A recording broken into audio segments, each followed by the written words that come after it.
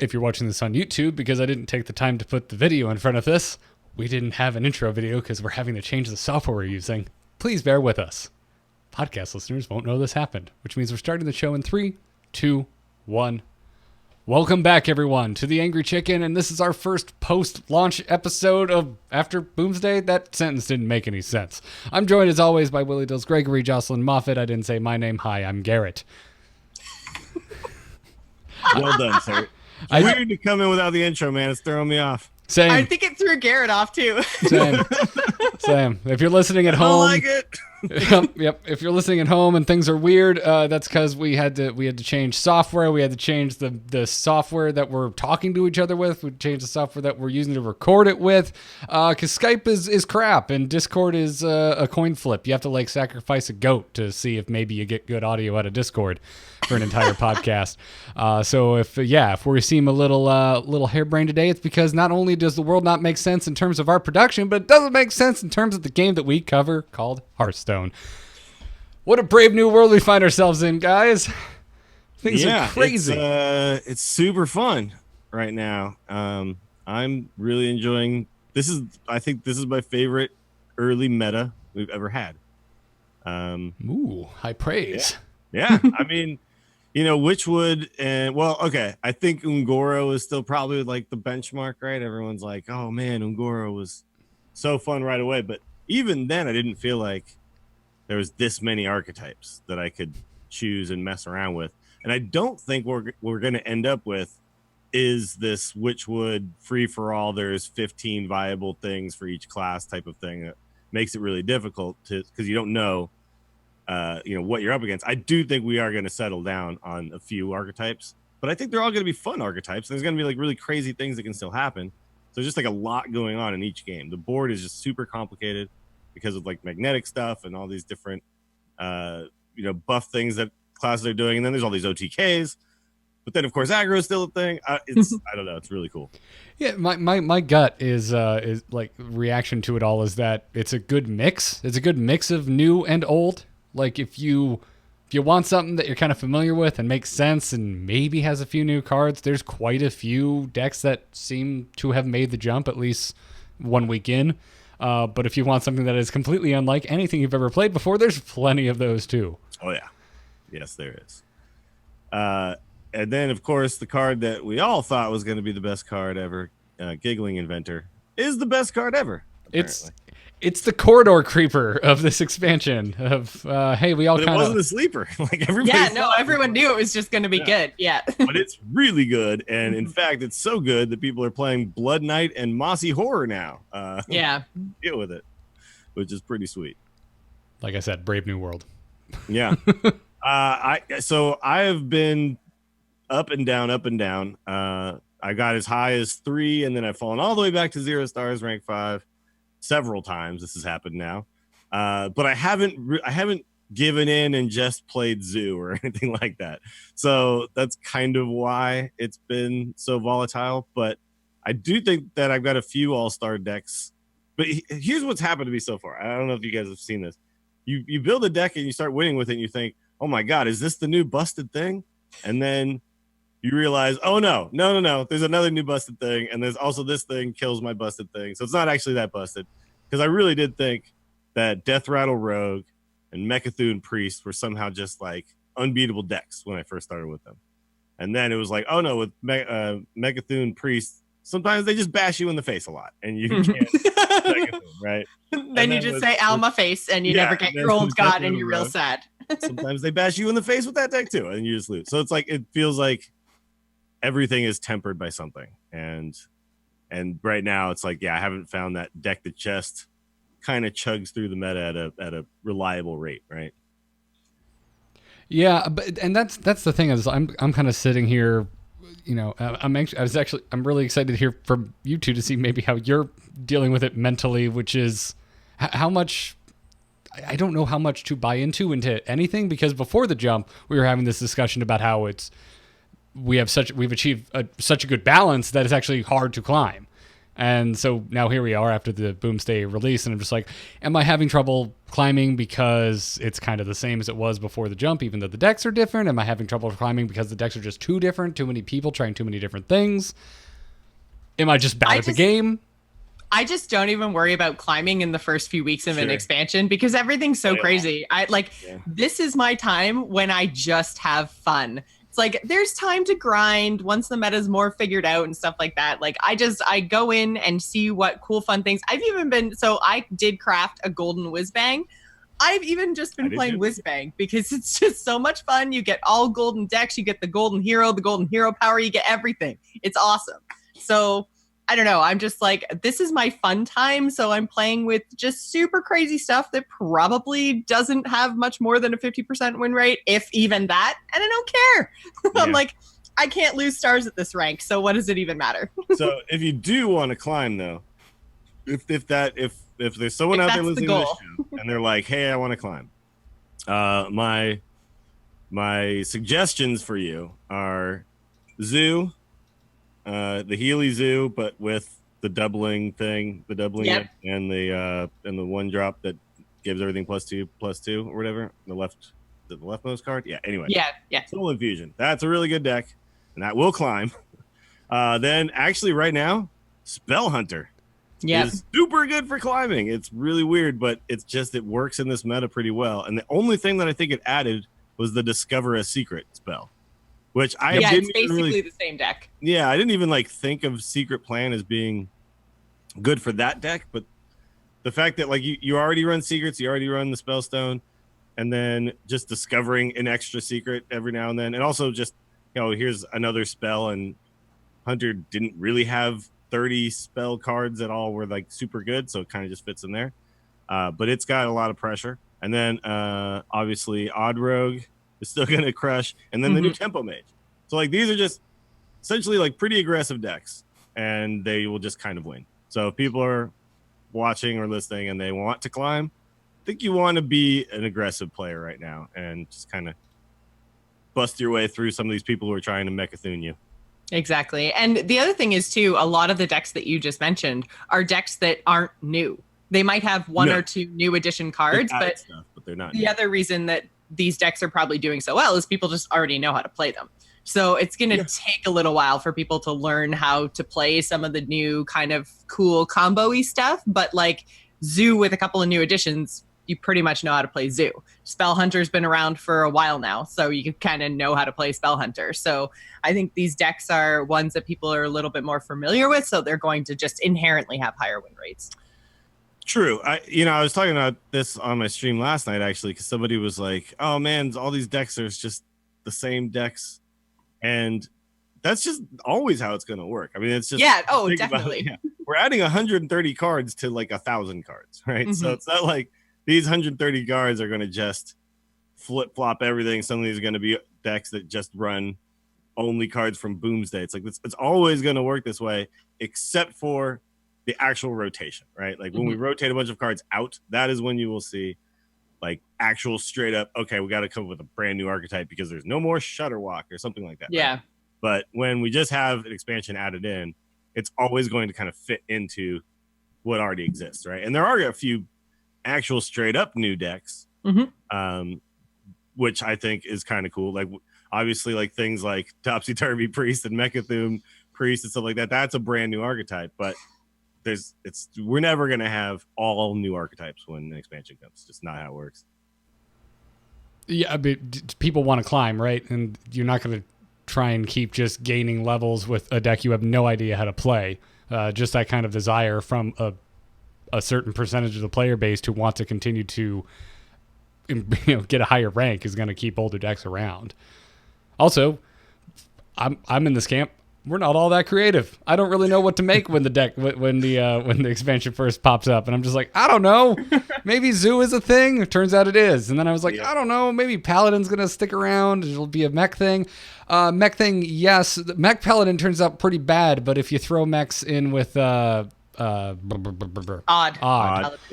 then actually it's really good. Mm-hmm. Well, some of the best mech things are odd cost, right? I mean, War Gears 5. So hey, I'll do that. Yeah. Yeah, Odd Paladin's still in a pretty good spot. I actually think it's maybe another deck I'd throw into that little mix, but I do find that because of there being so much Warlock, sometimes it's a little tough. One Defile and you're kind of shut down. So have you guys seen the new F the meta Warlock, which No. doesn't quite work as well as it did for the first day it was run. Because of Mecha'thun, there were so many people trying to Mecha'thun everybody. It was a Warlock deck that ran the card that turns things into demons, right? Right. I think people are just calling it Control Warlock, but it's also running Demonic Project, and then it also runs Sacrificial Pact, because there's just so many just demons in general. Void Ripper's a demon, by the way. There's a ton of zoo out there. So now, does Sacrificial Pact work on Mecha'thun is my question. No. No, it does not. Well, actually, you can't be Mecha'thun, right? Or right. I'm sorry, you can't be Jiraxxus and Mecha'thun. Like, right. you turn into regular Jiraxxus at that point, which would be kind of cool if they had like a version of Mecha'thun for when you actually played Jiraxxus as Mecha'thun. Right? Anyway, but yeah, no, it doesn't work there. But it's also got Rin in it, so you can Rin people's decks away. It's really interesting. And then it runs Gnome Feratu and like Letnisu, so it just kind of, I don't know, just kind of like controls, and then you have a combo. Yeah, your combo's dead. You know, that it's pretty fun. It's a cool deck. It's just I also found that it was struggling against certain things, like super heavy control decks that had win conditions that weren't Mecha'thun were just kind of outlasting me. So, but it's just really cool to see that there are these kind of responses you can do, right? Like everything, I feel like, and I know some people have talked about how the Mecha'thun Priest thing is pretty uninteractive. It's like, well, yeah, but there is something you can do. It's just you have to do it with Warlock. I think that's okay though. Yeah. So do we just want to jump to Mecha'thun and get that out of the way? I mean, we should just start going through decks, huh? We've almost been doing it already, but yeah. So I mean, I would just it's listed in the notes in order of class. So Mill Druid is apparently a thing. The stats are super weird really on Mill though. It's Togwaggle. I would call it Togwaggle Druid, and then it just because it doesn't. I mean, it's not playing like Cold Light Oracles and stuff. It's it can't. It naturalizes there as removal, but also as a way to sometimes get the Togwaggle off. But most of the time, you just make Togwaggle or Azalina cost less with Florist, right? Yeah. That card is so good. It's gross. It's really good, but it's also like I feel the meta has made like Druid is just good because of all these Druid cards. Druid is good because of their cards. That's an excellent analysis. You can just put this shell together and then just go, okay, now what's my end game? Yeah. Right? And that's, so Malagos, Togwaggle, whatever it is that even Mecha'thun, whatever it is. Yeah, whatever your end game is, it has the same early game. Everything else is like 26 of the same cards. And then it makes it really easy to sniff out what kind of druid you're playing against. Yeah, you're like, okay, this could be anything because so far they've played Wild Growth and Nourish. They have ended the turn and gained some mana. What druid could this be? Yeah, Token's the only one that kind of jumps out at you quickly, right? Because like a Violet Teacher hits the board and you're like, okay, I know what you're doing. Oh my god, it played a minion! I know what it is. Yeah, but so this Togwaggle Mill, whatever the hell you want to call it, version is very popular, seeing a lot of games played since the launch of the expansion. Yep. Malagos Druid still seeing a ton of games, so don't be surprised if you see a Malagos, which is about the point where you'll know which kind of druid you're playing against. So Malagos Druid actually is sweet these days because you have Libidinous Floop. Yep. And you have Twig of the World Tree. So it's like before if they killed your Twig, you were like, oh no, I guess I just have to play Malagos and hope it lives. Now, if they kill your Twig, you're like, okay, it's fine. Play Malagos next turn. Floop. swipe, moonfire, you know. Yeah, but they have more ways to hit the same win condition. Yes. But I have noticed when I played as the Malagos Druid that I was running up against other Druids, and sometimes I just didn't have enough damage to kill them because they gained like 40 armor throughout the game.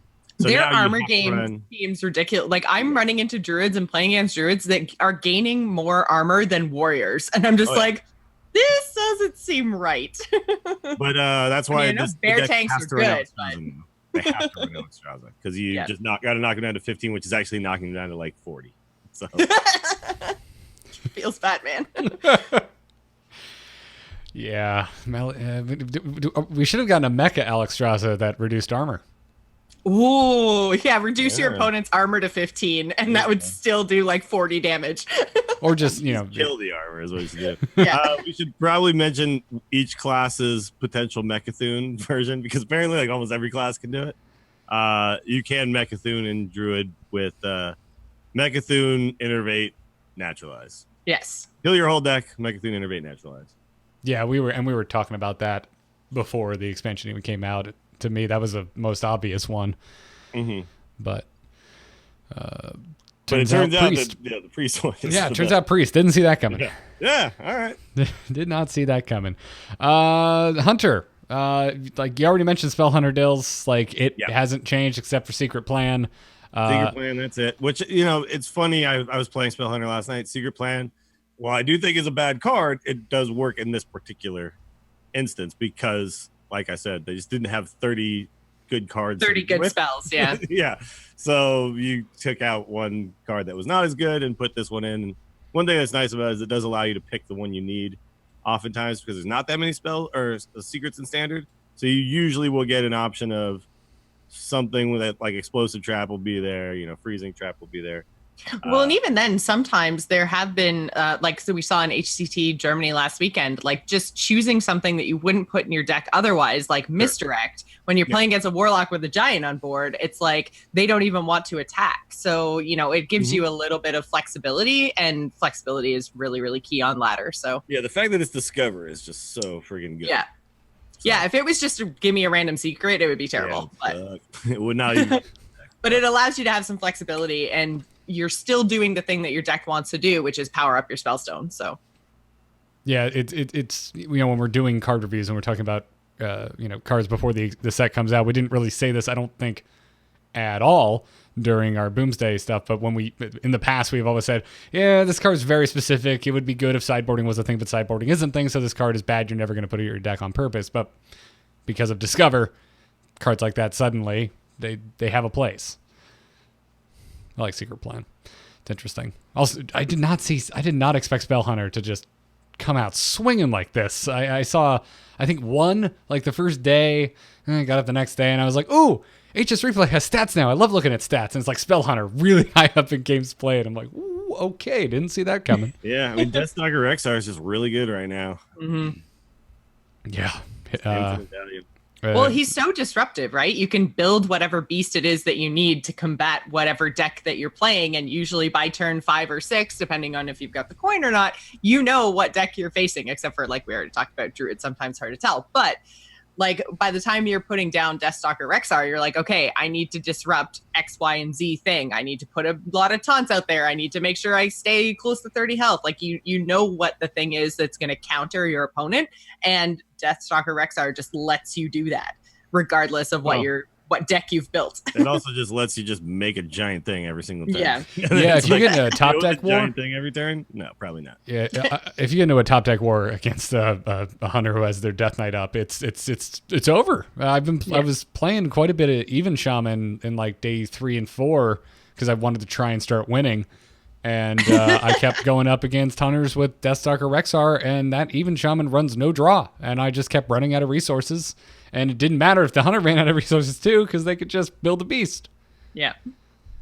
So, build a beast so good. Yeah. Also, there's a lot of beasts right now with there's like Rush and Poisonous. There's lots of poisonous. And, yeah, there's like some really, really useful stuff in that pool right now. Mm-hmm. So it's you just find value all the time. Yeah.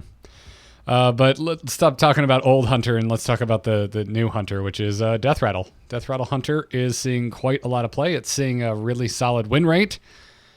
And it's not technically like a new archetype. Deathrattle Hunter was a thing in Witchwood, but it was really fun. Got some new tools that are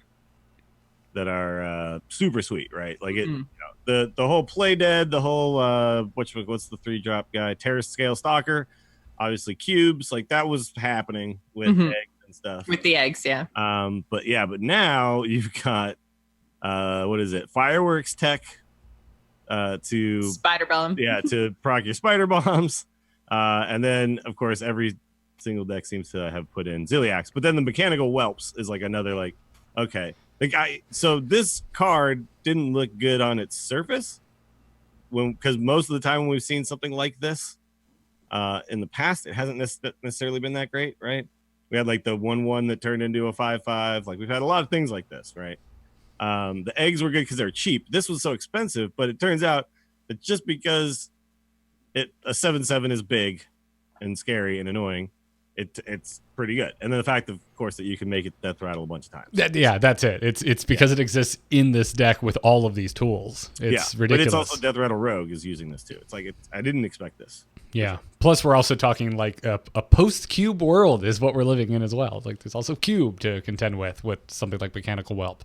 Yeah, it's actually interesting because when I was playing as these Deathrattle decks, there's a lot of interesting choices. Like, do I cube the egg or do I cube the 5/5 that came out of the egg? Do I cube the whelp or do I try to get the cube on the 7/7? Like, there's interesting things going on, and it kind of depends on the texture of your hand, what's correct there. But these are super fun decks to play because there's a lot of interesting choices.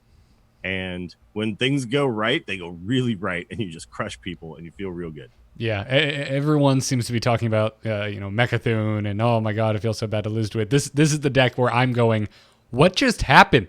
How did this game get so far away from me so fast when I'm playing against these hunters? Because it's horrifying when this works. It takes a little time to set up. It doesn't usually happen right off the bat, but all of a sudden you just have this turn where everything just swings, and the other guy just goes like, I can't deal with this board anymore. I just die. Yep. Yeah, it's a good deck. It's a good deck.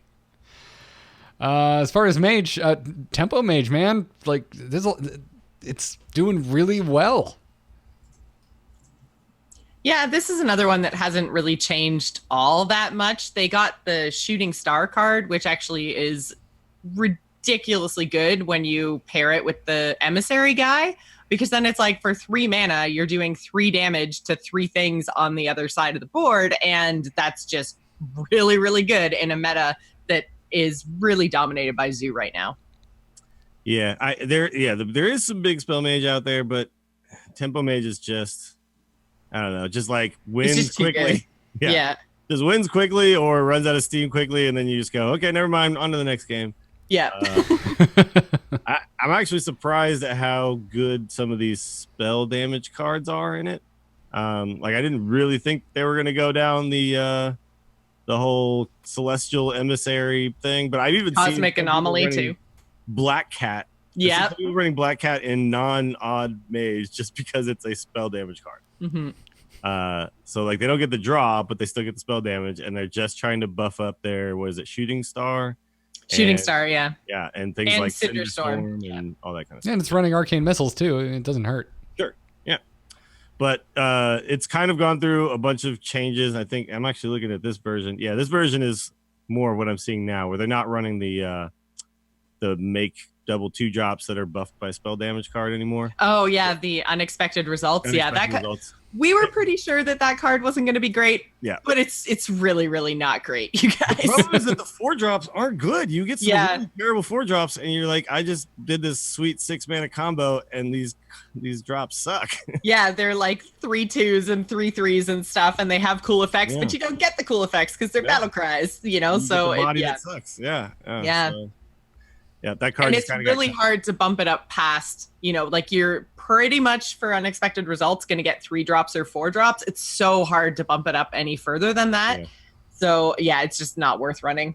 It actually, I saw it in some of the tournament stuff that's happened so far, and yeah, it was underperforming there too. So Yeah, it's the mage is more just about, hey man, I'm just gonna kill your face. And that card doesn't really kill your face, so they got rid of it. Maybe Stargazer Luna though, now that card is super sweet, and Yeah. I think we all expected it to be super sweet, and it is. Yep.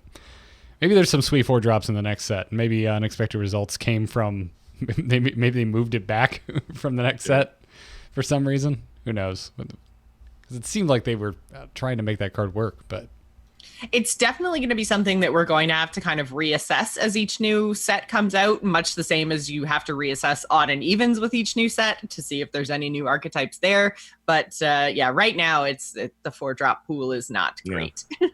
We could honorable mention the elemental hand mage that Strife Crow was playing early on. It was pretty fun.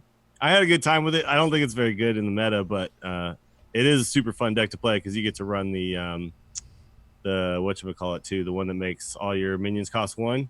And then if you get that going with Stargazer Luna. Pocket Galaxy? Yeah.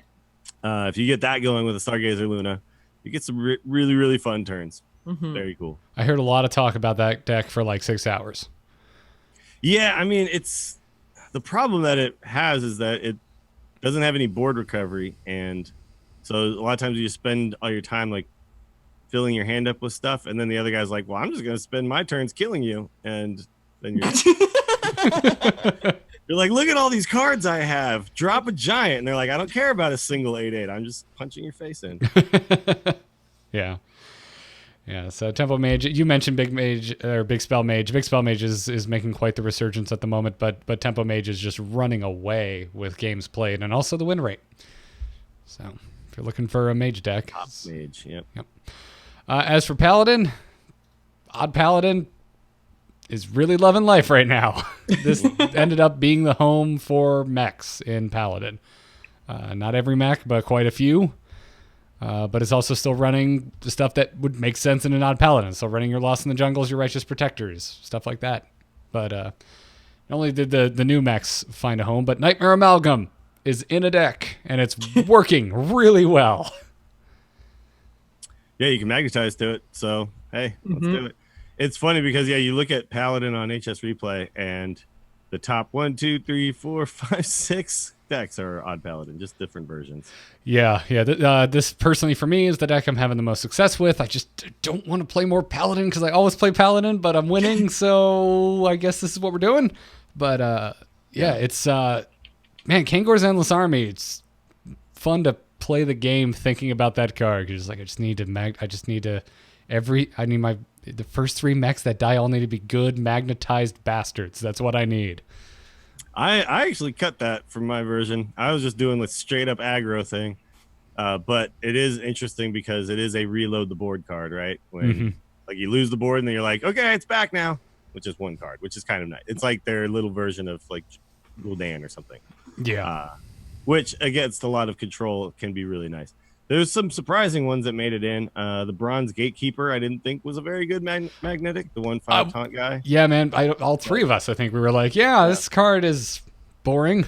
Sure, but it turns out just it gives a lot of stats to things and allows you to make some value trades and keep the board. So yeah, mech is a little. This deck is. I'm anxious to see yours, Dills, because this one it's slower than I expected mechs to be, and that's where I think 5 health and taunt is finding value. Because I think my version is still running like Leroy and all. It's just kind of it just goes for the face. I get like Blessing of Might and all that kind of stuff. Yeah, but there's just a lot of waiting around. You're building your board with the stack. You're not necessarily impacting. You're not impacting a lot on the turn that you're playing cards. You're just looking for that one mech to stick, and then you can finally start getting value the turn you're using your mana. But because of that, I think taunt is worth quite a bit in this type of deck build. Yeah, not a lot of people are running silence like I thought. You could throw down big taunts, and they usually do their job. Yeah, kind of interesting. But I'll shoot you my list when I log into the game again. It was doing really, really well, but I was again like you. I was just like, I don't want to just aggro people's faces. I want to play all the new cool things. That's why I am back and forth between 5 and 3 right now. Yep. Yeah. You mentioned Topsy Turvy Priest. Any more you want to talk about there? There's plenty to talk about here. Yeah.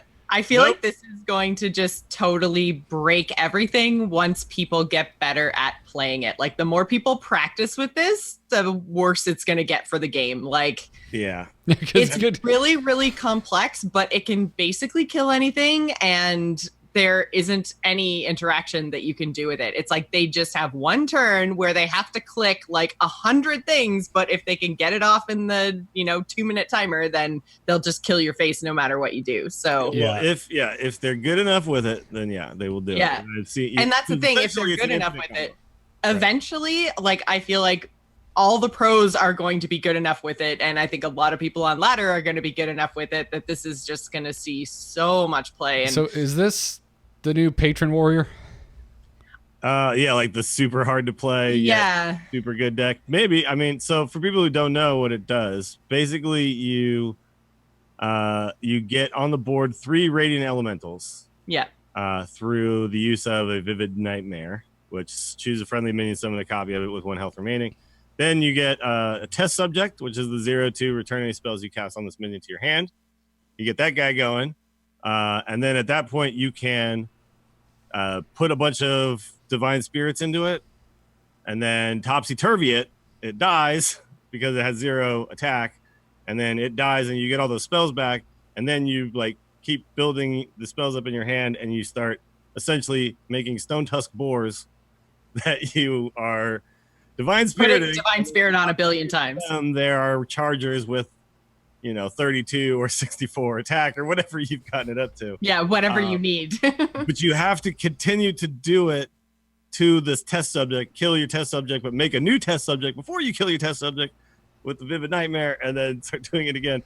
It's really crazy, but you have to do it over and over again, but all the spells cost 0. Yeah, I watched a clip of Disguised Toast do this through, I believe, a board of 4 taunts? 3 or 4 taunts. Yeah. And I rewatched this clip like 5 times, and I'm like, I don't think I would have gotten the sequencing right. Yeah, at some point, oh no, it's very, very challenging. Yeah. But I think the difference between this and Patron Warrior, and why I think this is a little bit more problematic, is because like the combo, like the plays that you make are the same like every time. Sure. Patron Warrior sometimes is like different. You had to make decisions on what you wanted to do. This one is just like, once you know the steps and you can do them fast enough, then you don't really have to think about it too much. And there's also nothing in the combo that is like you only need 1 test subject, you only need 1 Stone Tusk Boar. None of it is like legendary or anything else, so you can just draw your deck really quickly. And so the combo could happen super, super early on. It's not like some of these other combo decks, like say Shutterwalk, where you need your Shutterwalk, you need your Grumble, you need like all these pieces, and it happens on turn like 11 or 12 maybe. Mm-hmm. This has the potential to happen really early on in the game, so it just once people get better at it, it's mana, but you can't do it until you're at least turn 9. Yeah, but still, like it just do double Radiant Elemental, and then the first Twilight's Call is going to cost you 1, and then the first test subject will cost you 1, the Stone Tusk Boar will cost you 1. So those can't get cheaper. So it's but from like from a combo perspective, killing you from full health and a whole ton of armor potentially happening on turn 9 quite consistently, I feel like this is just really, really bad. Yeah, I'm not super scared yet. We'll see in tournament play. It's not scary at all in the ladder, because certainly nobody's going to be able to do this consistently and well in the ladder, because sorry, but the average person is not going to be able to figure this one out the way that someone like Dog and now Disguised Toast, who, these guys play a lot of Hearthstone. I mean, look, ladder, I'm not concerned.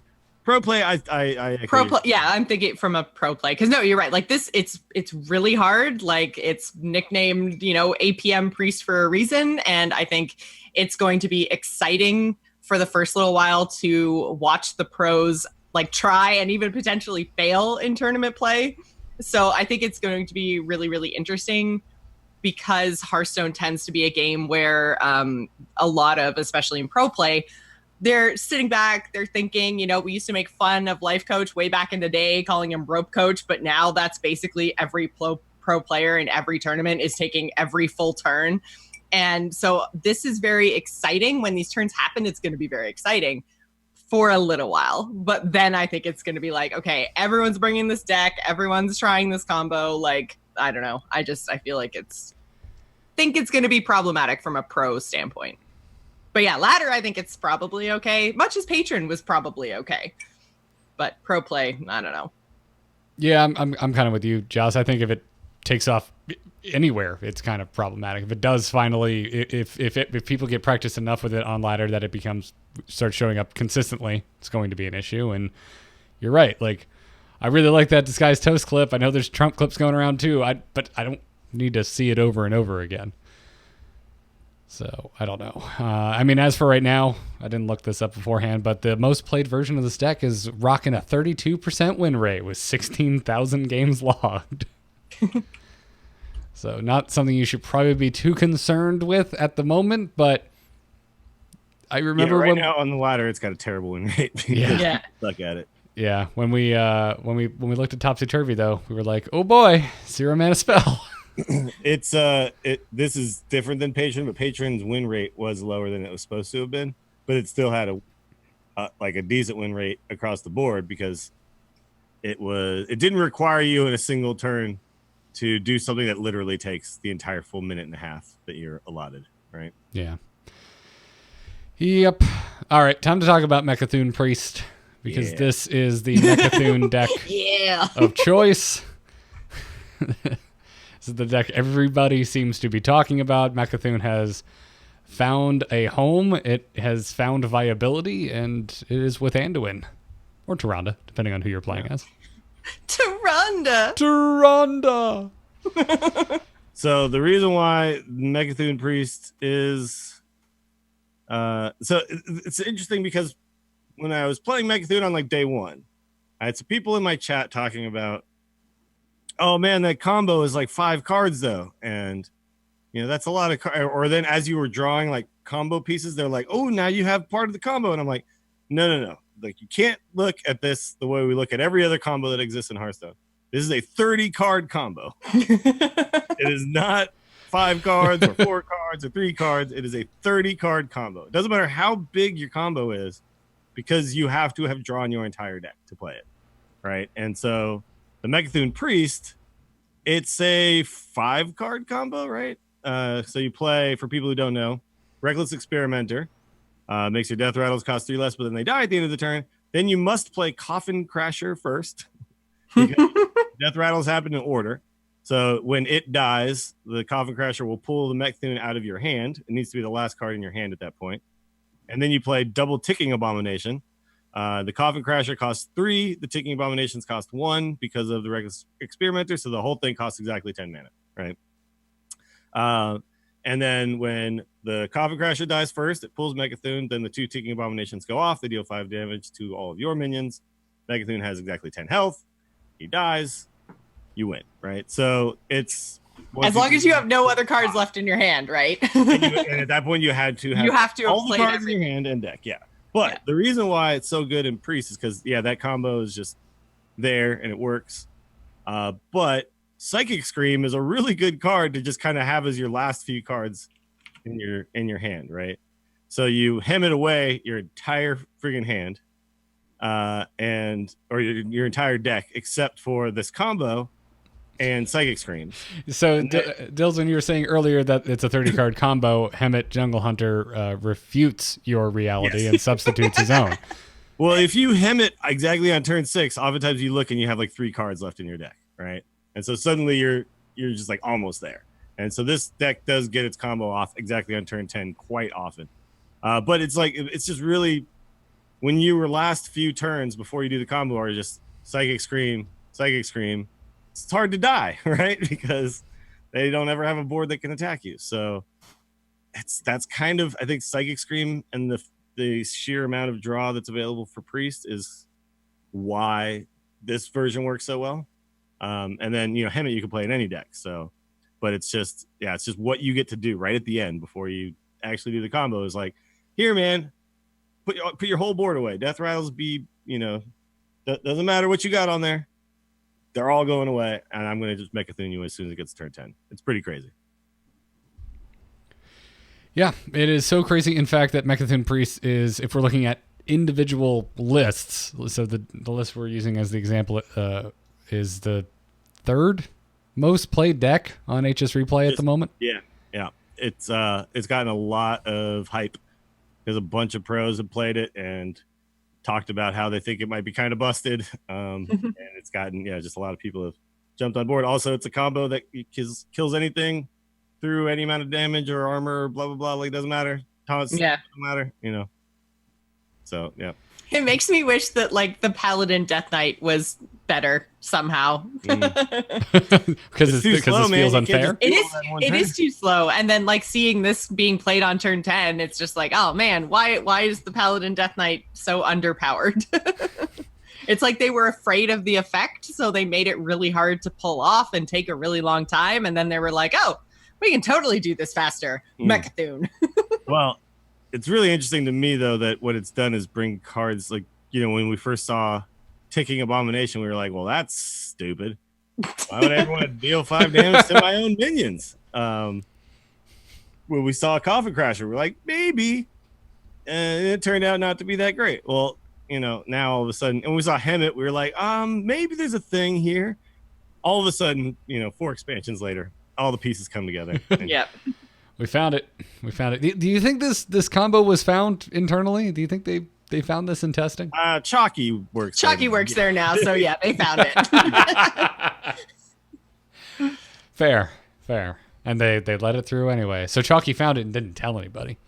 Maybe. Well, I'm sure they played it and they were like, "This is cool. Let's let this happen." I don't think that it's not oppressive. Like, its win rates are fine.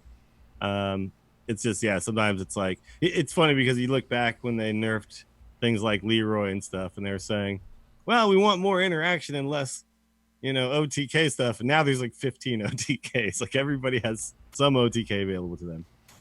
Well, but as long as everyone has it, it's okay. Sure. Well, and also you can't do it with like Leroy. So, you got to do a bunch of tricky things. I'm okay with it. I like OTKs. I mean, it's still very draw dependent. It's just not as draw dependent as we may have thought. Yeah, well, its win rate is actually 53% or whatever, right? On the deck list we're using as our example is just below 53%. The archetype overall is sitting at like 47%.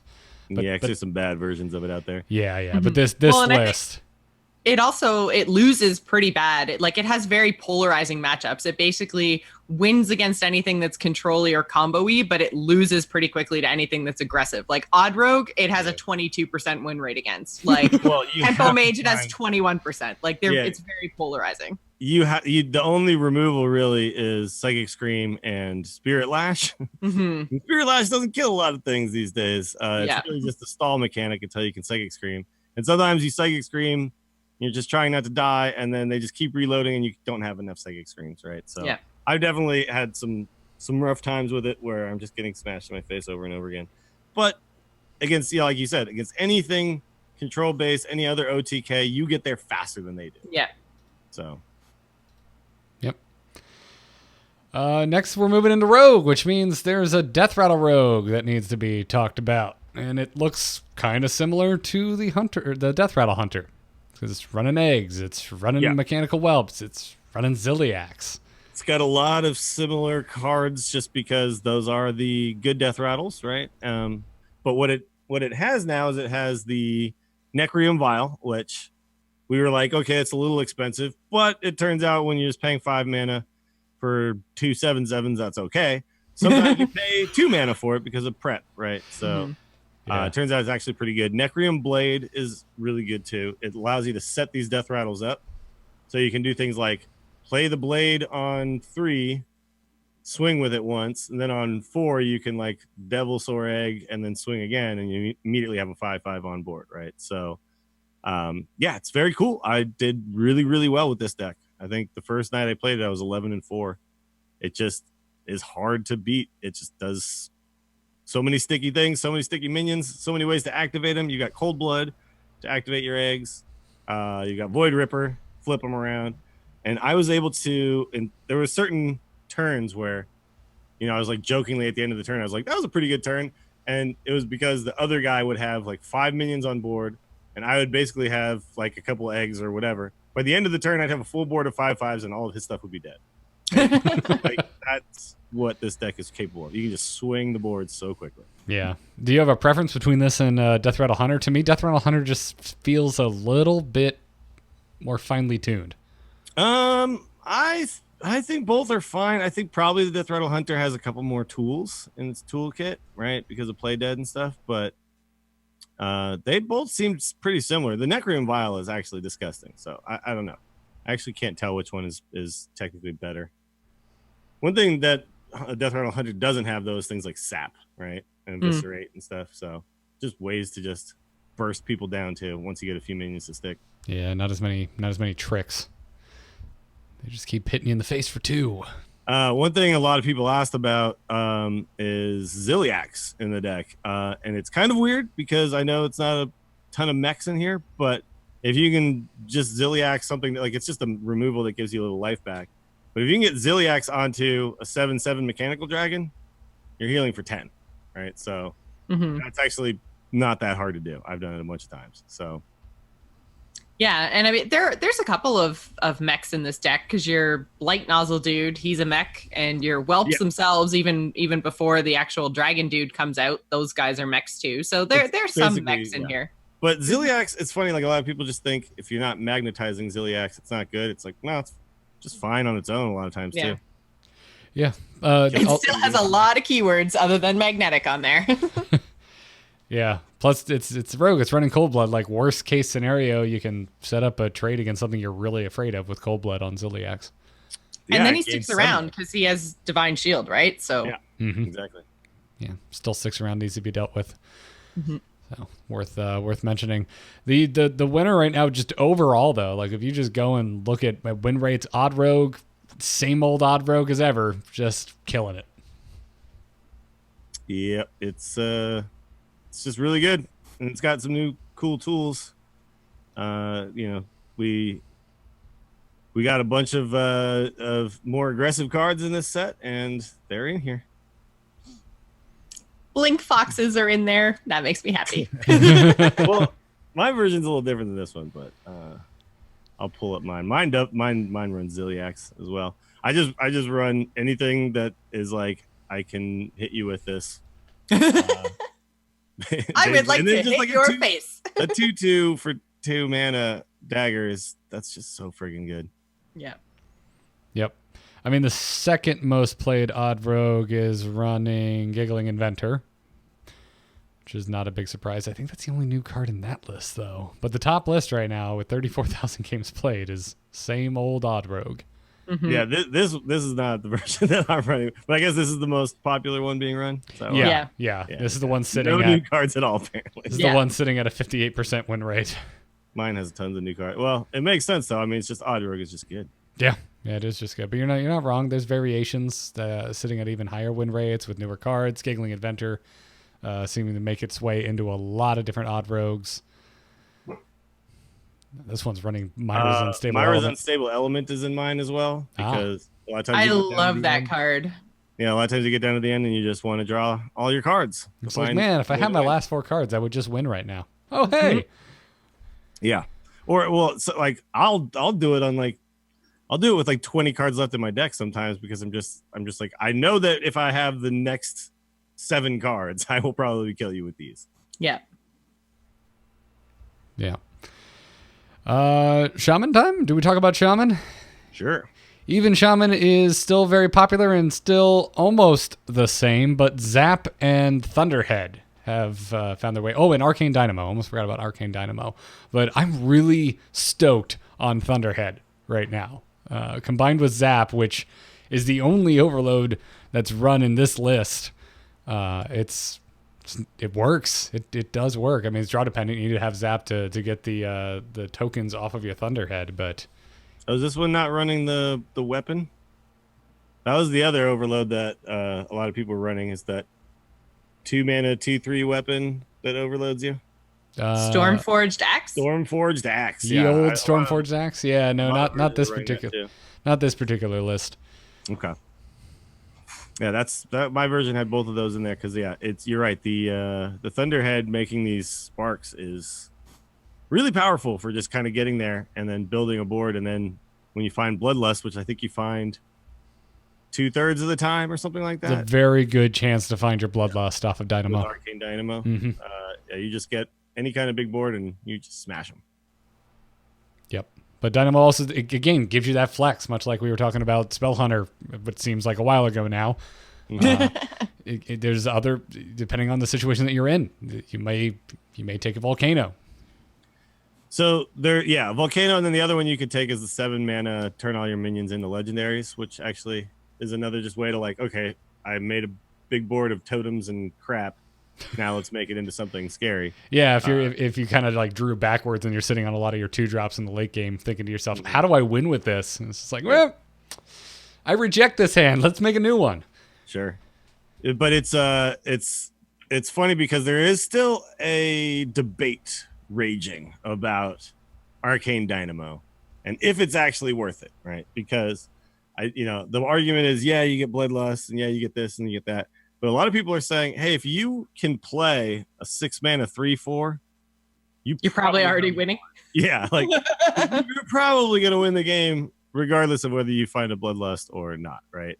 If you have the ability to spend 6 mana putting a 3/4 into play, like you're far enough ahead. And if you're behind, yeah, you can find the Volcano, but it's kind of an interesting argument. I'm not really sure. We'll see in a month if even Shaman is still running Arcane Dynamo or not, and that'll kind of be when we know. Yeah, I'm kind of leaning against it because there have been multiple games where I've needed to take the Volcano and I still lose anyway. There's a lot of games where it just feels like it's never the right time to drop the Arcane Dynamo.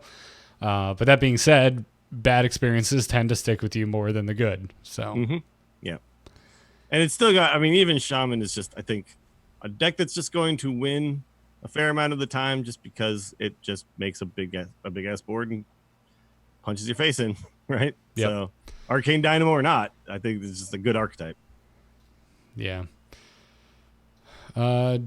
Dills, you wanted to mention a new Shudderwalk Shaman because I was fully prepared to come to the show today and be like, yeah, Shudderwalk's still a thing. Who cares? It's old news. But there's a new type of Shudderwalk on the block. Yeah, it's kind of interesting. So I wasn't going to talk about the other Shudderwalk just because not much has really changed there. It's still kind of doing its same thing and just killing you with like the life drinkers and the grumble and stuff. Yeah, it's still very high up in the games played category. There's the old school Shudderwalk, which is fun to say. It's still there. But so there's this new one going around, and it's actually, I think it technically might be the most popular version right now. I'm not sure. I don't know who invented this, came up with it, or what, but it runs. It's just more like Shudderwalk is just there to kind of rebuff your board, right? Because you're running like Fireflies. Like when I looked at it, I was like, these are not battle cries I want in my Shudderwalk. But then I started to think about it, and I've seen it actually played against me a few times. Giggling Inventor, once that battle cry's in there, it just means you just make more Annoyotrons. Then you got Fungalmancer in there, so you can like then rebuff things that are already on the board. Just basically like Shudderwalk is like, hey, all those things I did earlier when I was just trying to kill you with this kind of aggressive tokeny Shaman thing. Board presence, yeah. Yeah, now I'm going to just do them all again, but with Shudderwalk. And so it's more about just kind of making a sticky big board and then murdering you with that. So it also runs Thrall Deathseer, which is interesting, I find. Yeah, it's got the whole like evolve mechanic in it with Thrall and then with Unstable Evolution. And the other really cool inclusion in this deck that has been played against me a couple times and is super annoying is Electra Storm Surge. So they can play Electra and then like Lightning Storm twice. And oh man, it's quite annoying, but gives them more tools. And yeah, so I mean, I think it's a really cool deck. I like it a little bit. I always like Shudderwalk, but I like it more than the OTK Shudderwalk. I think this one's just this one's just cool. It's just I feel like the infinite Shudderwalk thing, it's just really annoying, and this is like what I wanted Shudderwalk to be kind of doing. This is what like Shudderwalk will still have a place once like Grumble is gone, right? Because of stuff like this. It's cool. Evolving Shudderwalk stops the battle cry. That's fine because if you've evolved Shudderwalk, You get a 10 drop. Yeah, then you got big stuff. It's cool. It's okay. At that point, it's fine. Yeah. We've already said quite a bit about Zulok. If you're watching video, we haven't put the deck list up yet, but it hasn't changed a ton. The major inclusions to mention are Soul Infusion and stuff like the Solarium, as well as doubling Imp. Soul Infusion that's is pretty much all that's been added, right? But it's just the shell is just really good. So, dude, Soul Infusion is so freaking good. Yeah, when you hit Soul Infusion on a doubling imp or a Serenite Chain Gang, you just win. It's kind of gross. It's it feels like what's good about Magnetic in the Odd Paladin that we were talking about. It's just like sometimes you just have a really beefy minion super early on that it feels like there's no way to deal with, and Soul Infusion kind of does the same thing.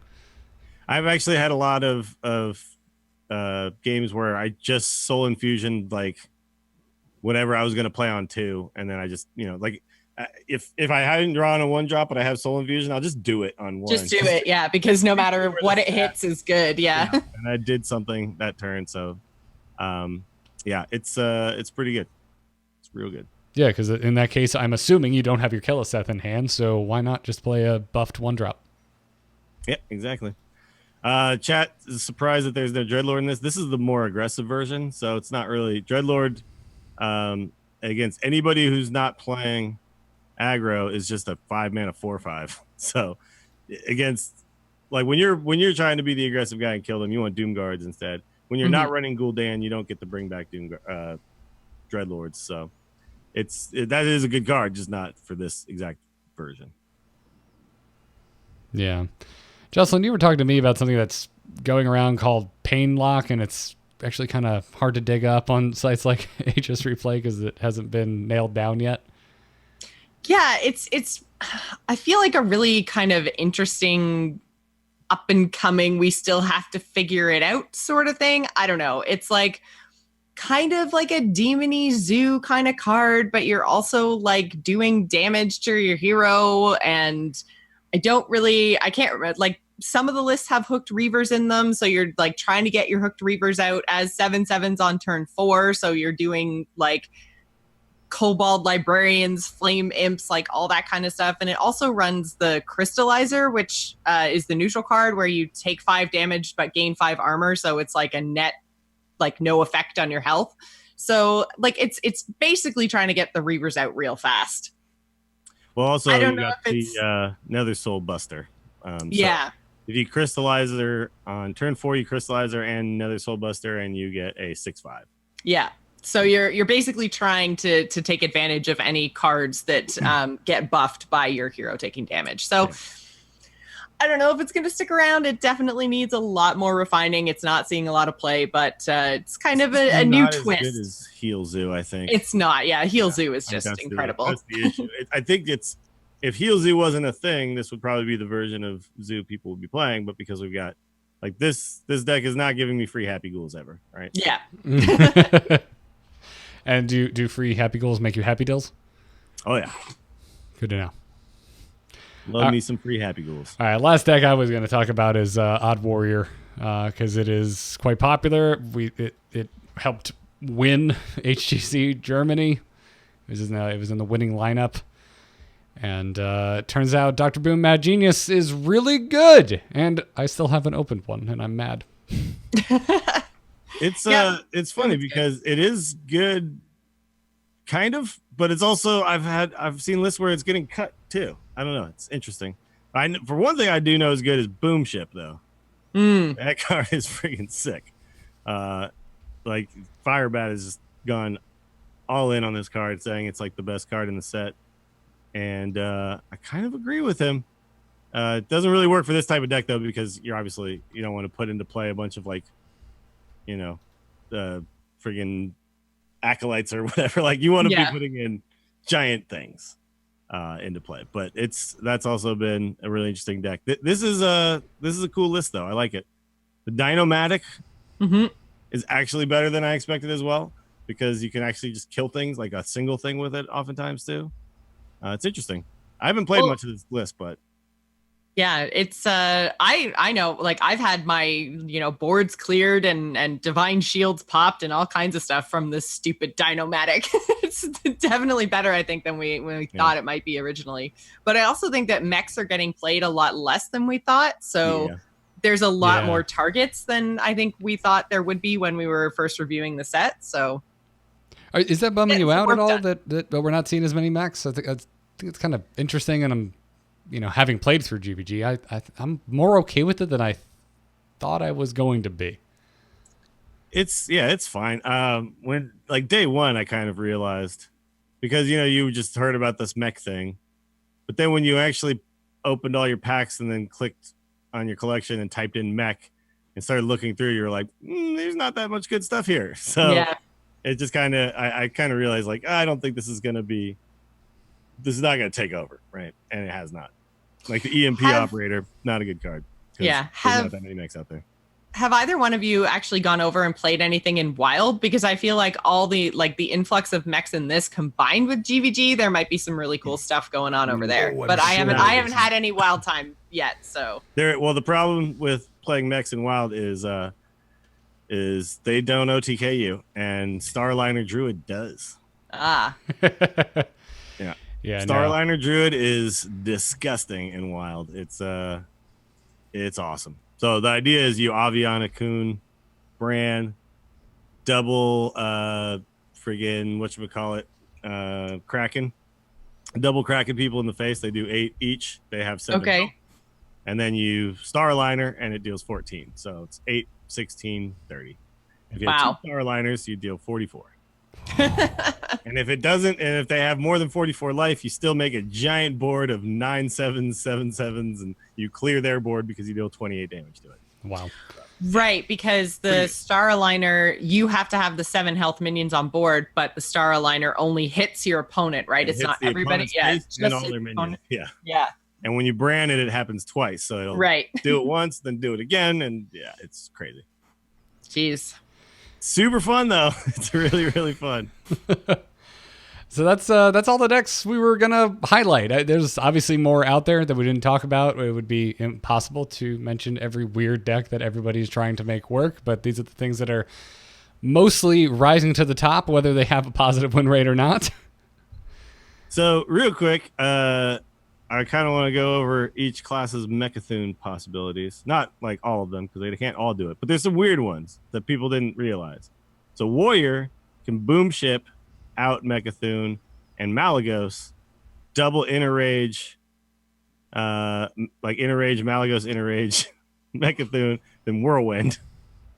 Okay. Yeah. Warlock, we know you Blood Bloom and you Cataclysm, right? It's pretty simple.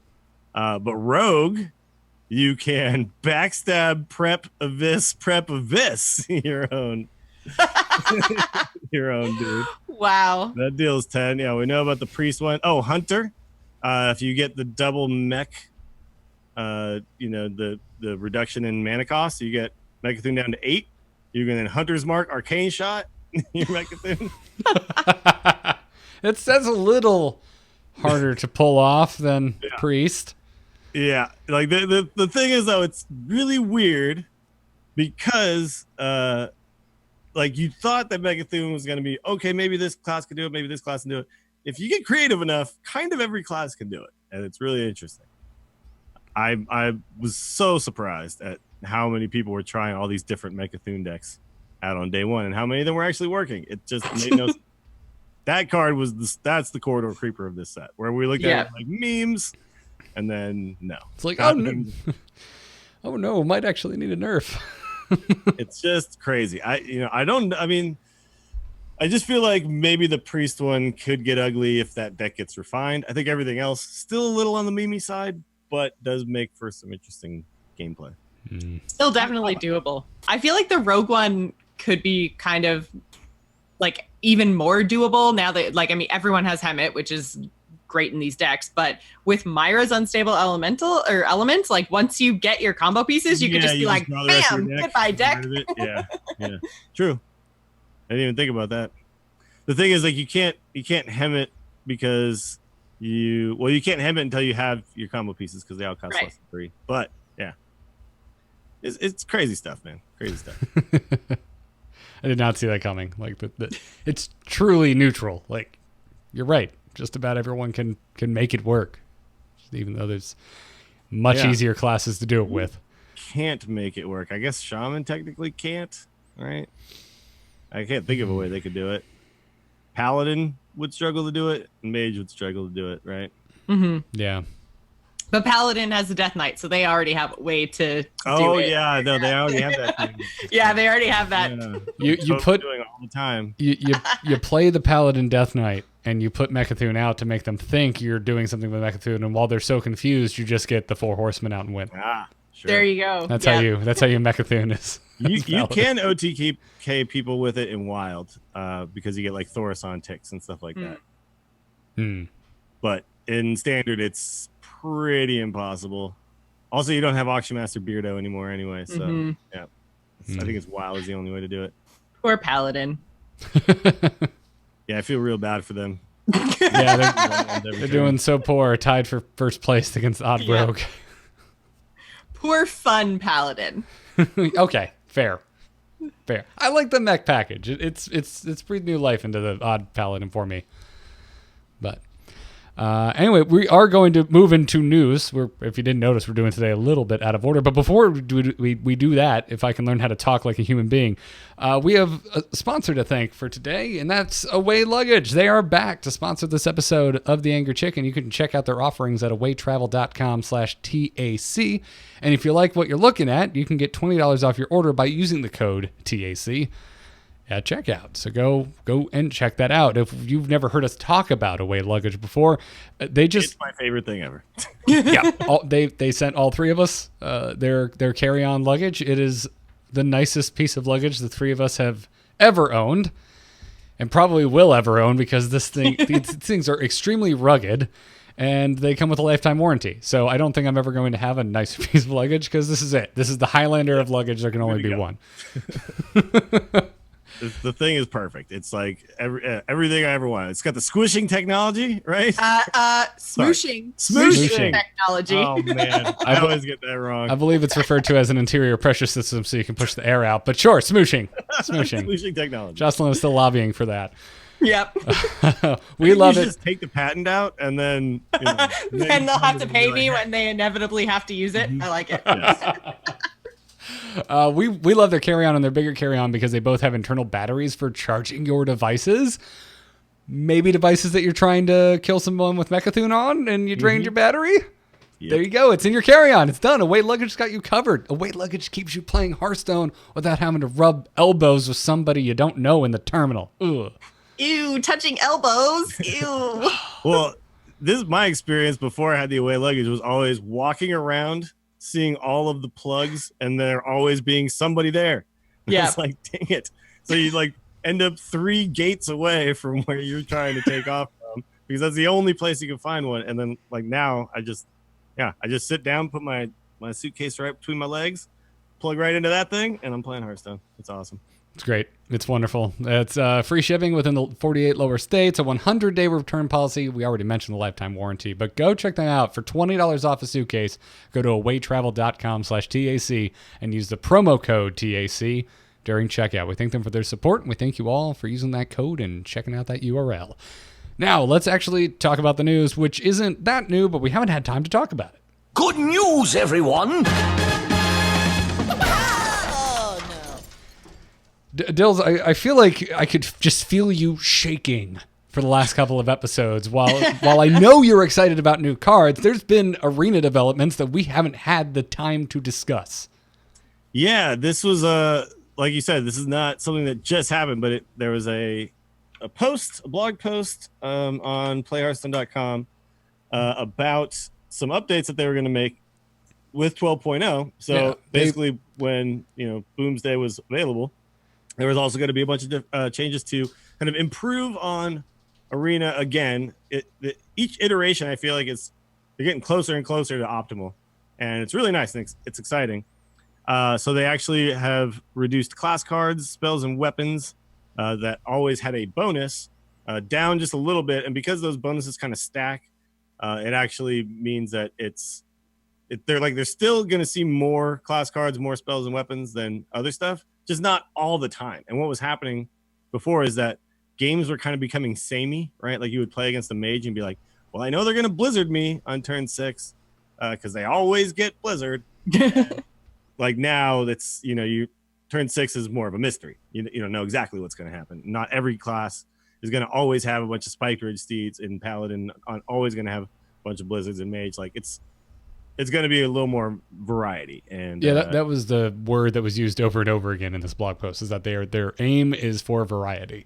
Yes, and it definitely has worked. I don't know if you guys have played any arena since the expansion, but I did a few runs, and it's noticeable how much less stuff you're getting and how much more the kind of neutral cards are having an impact. One thing that was kind of interesting that's actually not mentioned in this blog post, I tried to find it, but I know that they'd mentioned it somewhere, is that they removed or at least lowered the expansion bonus, because before you'd always I do remember them talking about that. Yeah, you'd always have a ton of extra expansion cards. They've kind of done away with that, which is, I don't know if I like or dislike. It's kind of interesting. If I'm a purely arena player, I might dislike it because it makes me feel like maybe I'm not getting to play with the new cards as much. But I think if you're kind of a variety player and you do both, it is nicer to go into arena and not just have Boomsday cards shoved down your throat, right? Have a nice balanced experience. Yeah, exactly. Like all the cards matter, not just and there is an interesting thing, like when a set releases and they give you that bonus, suddenly like their mechs would be everywhere, right? And stuff like that. And instead it's like, like you would be drafting and be like, okay, I got to choose mechs because I know I'm going to get more mechs, and it forces you down a path, which I think what they're trying to do is do away with the forcing down a path and just give you options and then let you kind of build like a varying experience. Wow, variety, who knows? So yeah, it's good. They also, though, more importantly, and then they cut down on rare cards. But I think the biggest thing about this blog post is they literally gave us spreadsheets showing us like internally what their numbers look like. So they're kind of complex and stuff, but all the arena nerds out there, the Dwaktas and Merps and the people who do like Hearth Arena and stuff, this is super exciting for them because now they actually have concrete numbers, not I went to HS Replay and pulled some data, and this is only based on people who played using the deck tracker and like a certain like a finite number of games. It's like no, here's actual numbers, and they also gave us the exact buckets that we currently have. So it's all really cool stuff. And for like, I think his name is Tarot, has been putting the bucket list together for people. Now, like they just gave it to us, and I think he might have been a little annoyed because he put a lot of work into figuring out what the buckets were. But I mean, I don't care. Sorry, that guy. I'd rather just have this. Sorry, that guy. I mean, yeah, it's tough when you put all that work in. But this is something that arena players have been asking for. It came out on this show when we had Peter Whalen on. It's not even necessarily like his thing, but he was like, I don't know, do players really want spreadsheets? And yes. Everyone was screaming yes at the top of their lungs after that episode went up. It got posted to Hearthstone. There was chatter about it on Arena HS. Don't want to pat ourselves on the back too much, but I'm patting ourselves on the back. the buckets thing is real cool too, because it actually really outlines the whole half bucket thing that they implemented recently. So it used to be 7 buckets, and then essentially there's 13 buckets now. So it's like mini buckets, Sure. Sometimes you need a half a bucket. You want more wings, but you don't want a full order, so they bring out a half bucket. But it's like these were all kind of theoretical to a lot of the players. But now it's no. Here, this is top bucket right here, right? So like Druid, it's like swipe and UI. We know that's top bucket. Now it's like it's literally there. And I'm sure we could probably figure that out when it comes to bucket number 1 pretty easily because there's not that many cards in it. But when you get to like bucket 4.5, like that's where you're like, which cards are there, right? And then when you get to like which neutral cards in 4.5 go up against Priest 4.5 bucket card? You know what I mean? Things get a little complex when you get down to the middle, and the cards are not that good necessarily, and it's hard to figure out exactly which one is above which one. Right. That's the info we've been wanting. Speaking of info we've been wanting, they did specify in the blog post that it's a one-time look. So how does the community kind of feel about that? Because I feel like what I would want if I were the Adwakta and Merpses of the world is I would want, like, when you make a change, give me a new spreadsheet. Update the spreadsheet. Sure. Yeah. No. I mean, look, this is it's better than nothing. Yeah. Better than nothing. But you are right. I would prefer if there's just a constant spreadsheet that I can log in and look at, right? And I know it's updated whenever the buckets are updated, because they are going to update some buckets. If you listen to the latest Lightforge podcast, they talked a lot about cards that they think are under or over bucketed. Which that is now a phrase, apparently, bucketed. Over bucketed. It is an adjective now. So yeah, it's kind of disappointing that they said that, but I don't feel like that's like, they're just saying that right now so that their feet aren't held to the fire to do it every single time. Then if they do it again, it's like, whoa, thanks, Hearthstone. You said one time. Expectations. Right? Yeah. And then hopefully they'll over deliver on those expectations.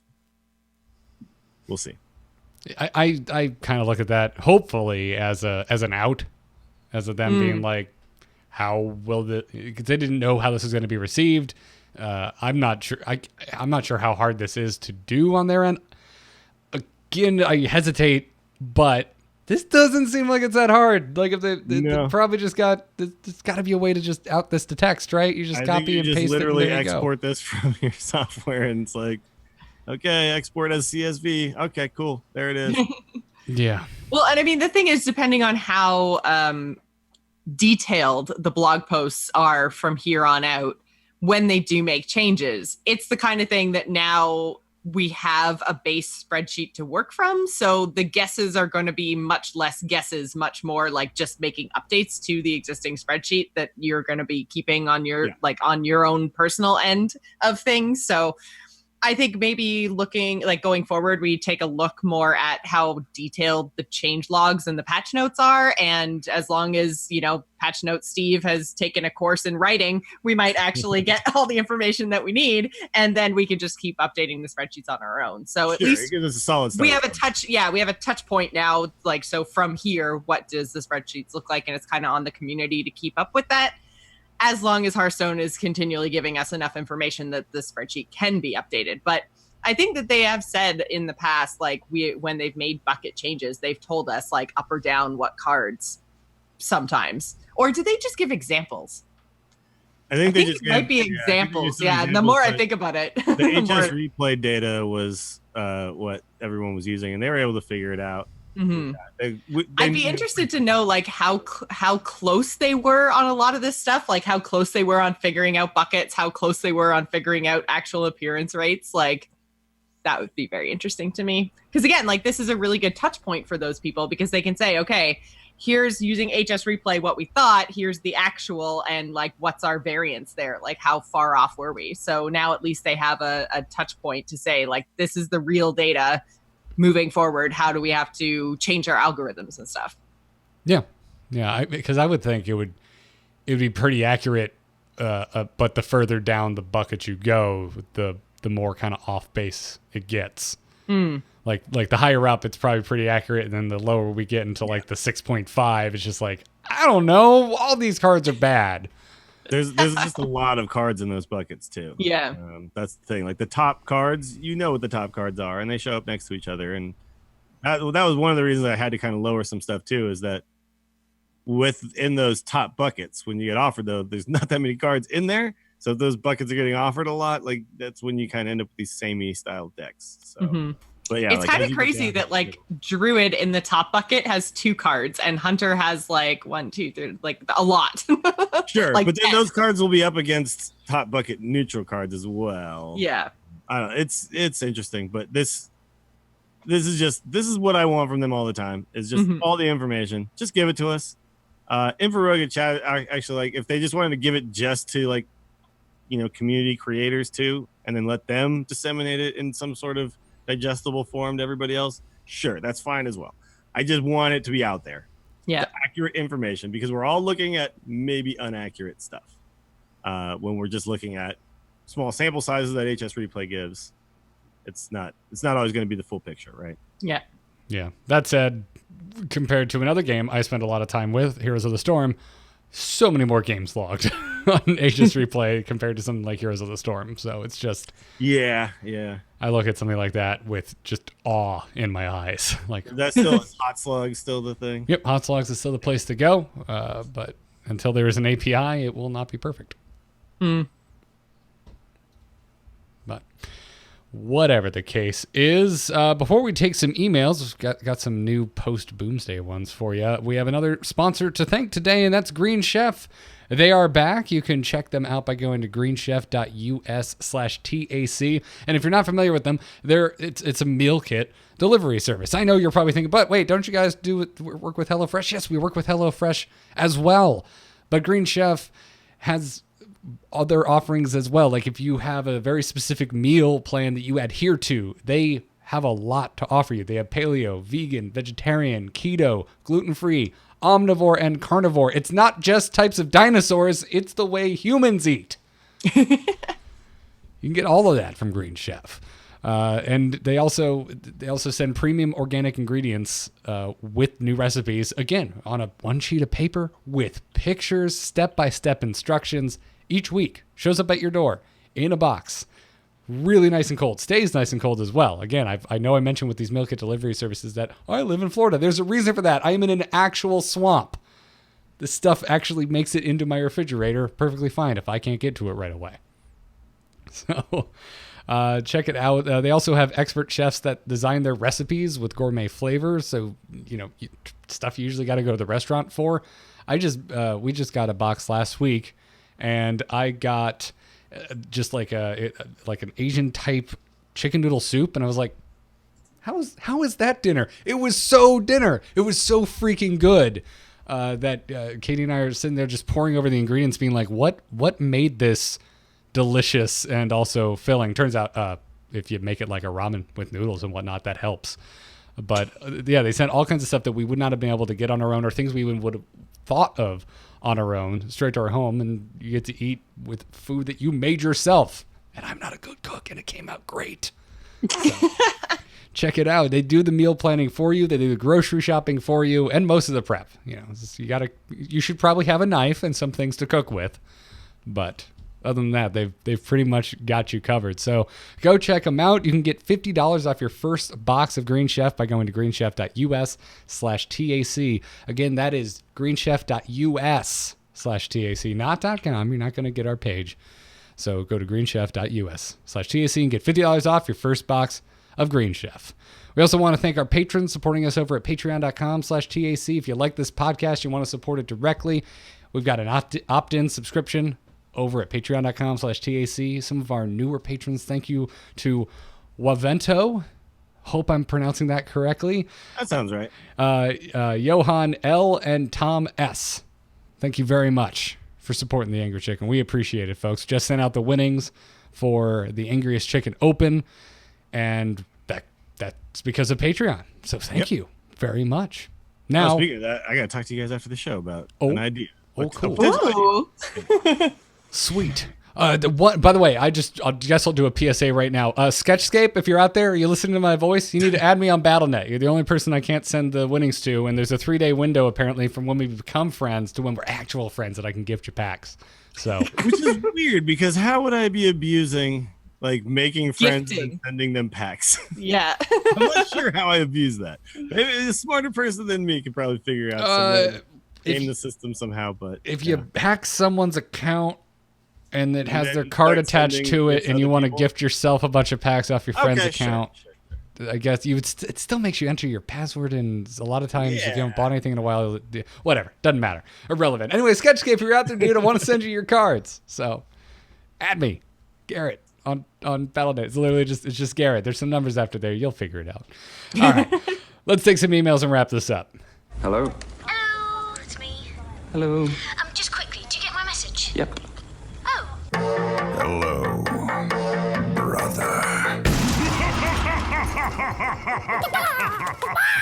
I was just thinking of living, with roommates in college, and if one of my friends had just stayed logged into their account, I probably would have logged in and bought Send some packs. a friendly joshing around amount of packs. I wouldn't like spend like $3,000, but Like, okay, but you know, when you're a little kid, you're like, oh, but I'll stab you with an icicle, and then the ice will melt, and then there's no weapon, there's no murder weapon. Like, I can't say that ever crossed my mind as a child, and You've I'm never now had alarmed. But conversations? Pretty sure that there was a CSI episode about that. but okay, but this is not the perfect crime because there's literally like an electronic trail from account to where you sent them. Account. Yeah. And then if you were in contact Wizards, says someone hacked my account, they'd be like, well, it looks like a bunch of packs were sent to this guy. And so I'm pretty sure he's the guy who did it. I don't know. I don't know. World's a weird place, man. Someone just hacked my Netflix account because I guess they really wanted to watch Arrested Development. I don't know. Sure. But anyways, emails, keep them coming to tacpodcast@gmail.com. Paradox is going to start us off this week and says, Biology Project, Flabidinous Floop, and now Dream Petal Florist. It looks to me like Blizzard decided that Malagos is going into the Hall of Fame at the end of the year, or they would never print all of these. What do you think? Is there any other card that gives you Hall of Fame vibes? I like you say Hall of Fame vibes. It makes me, what you're actually saying, is there any other card that makes you sweat in fear? I don't know for sure if they're going to do Malagos Hall of Fame. I wouldn't mind it, though, because it is a card that's just forever going to enable. It's just going to be the spell power card, right? Mm-hmm. And I wouldn't mind if they just printed some other newer versions of spell damage cards and then let us like find new ways to do cool stuff. But Malagos has come back enough times at this point. Like he goes it's away. Always going to be a thing, right? Yeah, I feel like we've had enough viable Malagoses in Standard at this point. Malagai. I think that the card that I'm getting the biggest vibes off of is the little Stone Tusk Boar. I think the Boar is always going to make things a little tricky when it comes to design because a 1-mana charger can be manipulated in a lot of ways. So, Boar. Boar is probably a good call. For me, I think it's probably Prep, just because of the deck that we talked about today and the idea that because it's a rogue card, the trigger your Deathrattles twice card has to be 5. Which seems crazy because Hunter has a trigger your Deathrattle spell that costs 1. So it's like you're paying 4 mana to do it again. Do it one more time. Yeah. Just because it's rogue and Prep exists. So I feel like Prep is kind of messing with their ability to design new spells in rogue. So that might be one that could be worth. Ooh, Big Spoon. up. I like that. I like Mana Worm going to Hall of Fame too, because that card, I think we should just do away with 1/3s that get bigger. Wait, Dills, you're okay? You're down with Mana Worm going? I never would have called that. I've never heard you mention that Mana Worm. I talked about it. Needs to go away. Yeah, Mana Worm, get out of my life. I don't mind 1/3s that come down on 1. Even 1/3s Better that not do get something. big. Like Yeah. 1/3s that do something are super cool, but they just can't do the thing that gets bigger and bigger. Like Secret Keeper, even at a 1/2, it can snowball. Like just. But I'm okay with that one because again, it's like a 1/2 that can snowball with a very specific thing. That's kind of okay. It's just, I don't know. Like sometimes it just feels like, oh, they had Mana Worm on 1, I lose, and like, I don't want games to. Especially if they've got the coin, and then it's like, well, all of a sudden this is now hitting me in the face for 5 or 6 on turn 2, and it don't like sucks. games getting decided on turn 1. That's what I don't like. I think I've got a bit of a sleeper. I'm surprised Alakir is still around. Really? Like I don't think he's abusive, but he's just, to me, he's so homogenous with Shaman. Like we've been saying this about Tyrion forever, and Tyrion just doesn't see play anymore in Paladin. Alakir cannot stop getting put in Shaman decks. Tyrion will go away when Odd Paladin, or Tyrion will come back when Odd Paladin goes away.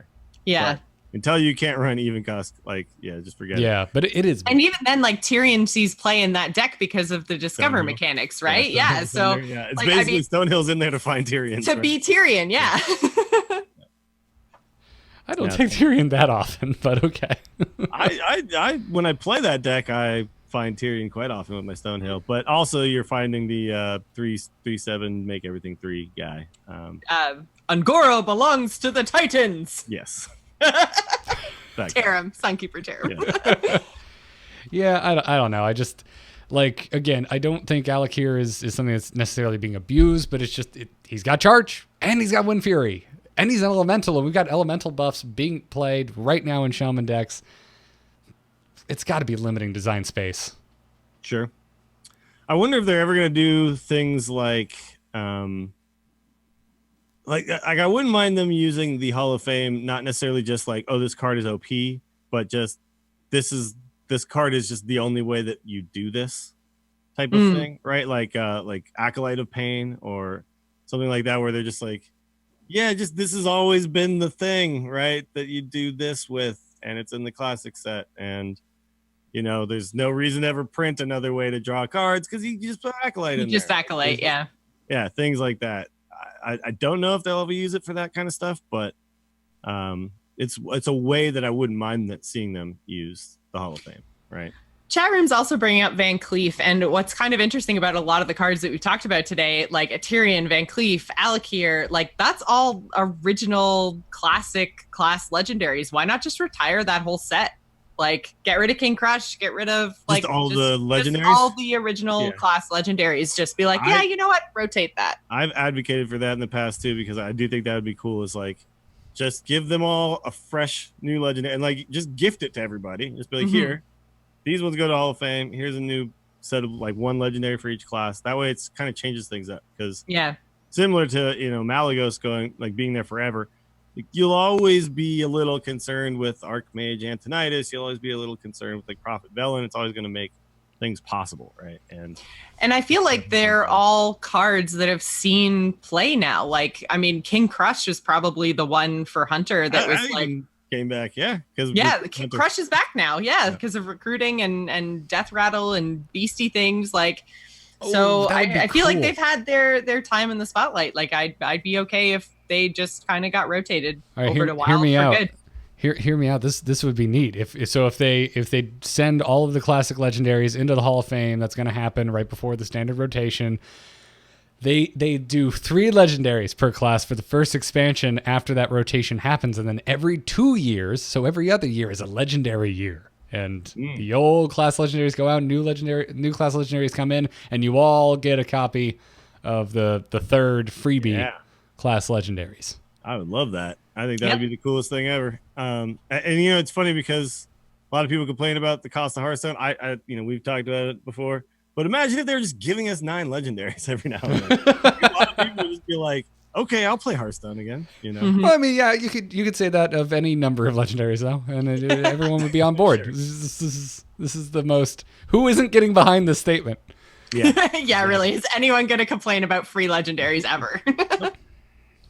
but it's it's a fun idea. Whether it'll do it or not, I have no clue if that's even. We'll see. But it's I feel like the classic and basic set. I get there's certain cards. Like think in Magic, think like Lightning Strike, like that's always going to be there, right? And I get like Fireball and Frostbolt should always be in Mage, but at a certain point, it's like, man, I just don't want to always be every single time a new set comes out, it's dominated by Malagos, right? Like, come on, man. At a certain point, we just want everything to change. So, yeah, no, I'm with you. Dills, who's our final email from? Where's my note? There it is. The High Druid sends us an email. Wow, first time the High Druid has contacted me. I feel so honored. It says, hey guys, I feel hungry. Not generally I don't expect the High Druid to start emails, by the way. Hey guys, I was wondering if you could do a special focus on fast decks for one of your upcoming episodes. By that I mean decks that will both win quickly and lose quickly. The reason I ask is that my wife has been a big Hearthstone fan from the beginning, but due to health reasons, can't play as much as she would like or used to. She's more than capable of reaching the single-digit ranks when her health doesn't get in the way, but it's been quite a while since she has managed that. Long games against control decks really drain her. Can easily mean she can't play for the rest of the day while she recovers. Likewise, she can't spend a great deal of time building her own decks, as time spent building decks is time taken away from playing. So if you could go through some fast decks for a few different classes, my wife Lempy would very much appreciate it. We talked about some earlier in the show. Yeah, you mentioned Tempo Mage as this, like, you want a fast deck that you know if it's going to work or it's over really soon. Tempo Mage, yeah. Zoo Warlock, obviously. The Spell Hunter deck is fairly fast, but not quite as quick. Odd Rogue, Odd Paladin. These are definitely some of the fastest decks. Actually, let's see if I can find. Here we go. Let's go by game duration here. Whoa. According to HS Replay, the lowest game durations: Odd Rogue, Odd Hunter, Zoo Warlock, Tempo Mage. I feel like Odd Hunter is probably a really good one, and one that we didn't talk about today because it's been around since odd even decks became a thing. But Odd Hunter very much is like either I kill you or I don't by turn like 5 or 6, and I'm out of steam. So like one way or another, it's plus if you don't want to think, you can always just push this button and it does 3 damage. Exactly. There's a real big button that you could just click on and it'll do the thing that you're trying to do. Cross bolt them in the face every single turn. Yep. Always push the button. So yeah, I think Odd Hunter is a really good one. I would say Odd Pally has a little bit more of a mid-ish game. So if you're looking for just a win or lose, I think Odd Hunter and Tempo Mage are probably 2 really good choices for one way or another. I'm done on turn 5. Yep. Yeah. I think anything besides controller combo. Like, you know, aggressive decks in general for sure. But your Odd Paladin is going to be longer than your Zoo Warlock or your Odd Rogue, but it's not going to turn 20. You're going to know, you're going to know how that game's going. I even mentioned it with like even Shaman earlier, like that because of the lack of draw in that deck, you'll know. You'll know how that game's going to turn out pretty early on into the game. So, but yeah, there's a lot to choose from right now. But just between, I think, Tempo Mage, Zoo Lock, and Odd Rogue, there's 3 right there. Yeah. We haven't mentioned Token Druid yet either. I would put Token Druid up there. Possibly, but Token Druid kind of sets up, like it doesn't do a lot, and then all of a sudden it's like, here's a big board that's... Yeah, it's kind of somewhere in between like a combo deck and an aggressive... It's like an aggressive combo deck. So... Sure. But once it does get a big board out, the game ends quickly from that moment, for sure. Yeah, true. But if you're comparing that to like Face Hunter, I mean, that's just I push the button and throw my cards on the board, and yeah.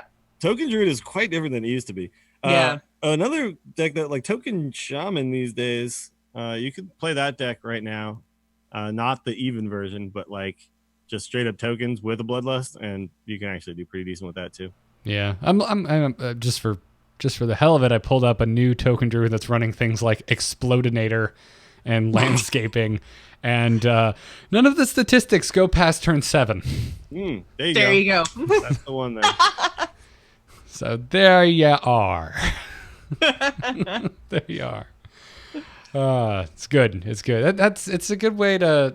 I never really thought about it from that perspective, but when I'm trying to climb, I really prefer these kind of decks now, because I know we've spent a long history of the Angry Chicken saying fast decks don't equal Faster to Legend because it's just all about win rate. You know, you could play twice as many games, but if you're losing 3/4 of them, you're not going anywhere quickly. But if you can win with a fast deck, it's going to go a lot quicker. And also for me, it's kind of just like this mental fortitude game where it's like if I spend 15 minutes in one game and I win or lose, I'm tired already. I've had games where I literally logged out of Hearthstone because it was this long, fatiguey back and forth thing where I had to figure out exactly what cards were left and all this stuff. And at the end, I'm just like, okay, that's enough Hearthstone for me. Like, yeah, I'm just done now. And it's not a complaint. I really enjoy those types of games, and they really stick with me. Those are the stories that I bring to the show and want them all over. I don't talk about, oh man, Flappy Bird, I won on turn 5. It was amazing. That's not a story. No one wants to hear that. But it just makes everyone feel bad. Exactly. But I don't want to make everyone feel bad. But yeah, like a lot of times, like if my goal is to climb, I play faster decks just because for good or for bad, I want to know which way the game's going by turn 5. Yeah. That's just the way I like to wrap my brain around Hearthstone when I'm just trying to climb ranks. Yeah, you don't play Quest Priest when you're trying to climb the ladder. No. I first of all, I go to Wild, and anytime I go to Wild, it's going to be a long game. It's going to be fun. Not if you're aligning the stars. I'm not aligning the stars, Dills. That's not why I don't go to Wild to play the best deck. What are you doing in Wild? Try harding with the high win rate deck. That's not what it's for. so fun though. So fun to just blow them up. I'm glad that there is some deck somewhere that Star Aligner works in, because that card is just seemed so ridiculous and like it would never work. But like, especially a lot of the people who were trying to make it work in standard and talking about like playing giants and then doing 1 damage to them and stuff. That's not the way to do it. The way to do it is to make it cost 1. Yep. Well, that's going to wrap it up for this episode. Keep those emails coming. tacpodcast@gmail.com. That is tacpodcast@gmail.com is the place to send them. It's a new expansion. We're ready for new emails. Send them in. We won't be taking stories from pre-Boomsday stuff. This doesn't work. You don't want to hear that. It's like my Flappy Bird story. You don't want to hear it. But yeah, that's going to do it. Thanks again to our patrons for supporting us. If you like the Angry Chicken, you want to give something back to the 3 of us, head on over to patreon.com/TAC. We really appreciate it. Another way that you can help us out is to drop us a 5-star review on iTunes. If you don't use iTunes, you can install it and still drop us a 5-star review. We'd really appreciate it. Huge thanks to our producers, Declan H., Sean C., Johnny S., and LVE. We also have coffee mugs and pint glasses custom etched with the Angry Chicken logo over at etched.amove.tv. We also have t-shirts for sale over at shirts.amove.tv. Go check them out. If you want to go listen to the whole back catalog of episodes, check out amove.tv or youtube.com/amovetv. And other than that, around the table before we leave, Dills, where can everybody find your other work? Check me out on Twitter. I'm at Willie Dills, and twitch.tv/Willie Dills, where I'll be streaming all the Boomsday stuff. Been playing lots of fun decks, so definitely come check it out. We've been having a ton of fun in the stream lately. Sweet. Joss, what about you? You can find me on Twitter and Twitch. I'm at Joss Plays. I would say go over, if you're a fan of Warcraft, go follow me on Twitch because I'm streaming my leveling. So last night we did the Nazmir zone on the Horde side. So it's been really, really fun. So go and check it out. Sweet. I have been horrendously scatterbrained when it comes to gaming, specifically Blizzard gaming, because there's an expansion of World of Warcraft, there's an expansion of Hearthstone, and we just got one of my favorite 5-man bosses of all time as a hero in Heroes of the Storm. So I can't decide what game I want to play, so I'm playing all of them. And you can find me talking about various shows on different podcasts that I do all around amove.tv. Check out Into the Nexus for Heroes of the Storm. Check out my solo show, R2T2, where I've been doing some really nerdy deep dive Warcraft stuff. Just did a Jaina discussion about where I think your character might be going on the most recent episode, so go listen to that. That's about it. Follow me on Twitter, at GarrettArt. Thank you, everybody, for tuning in. I enjoyed this first post-Boomsday episode, and I can't wait to see what the hell the meta looks like 7 days from now when we're back for episode 277. But until then, job's done. Job's done. Job's done. Yes!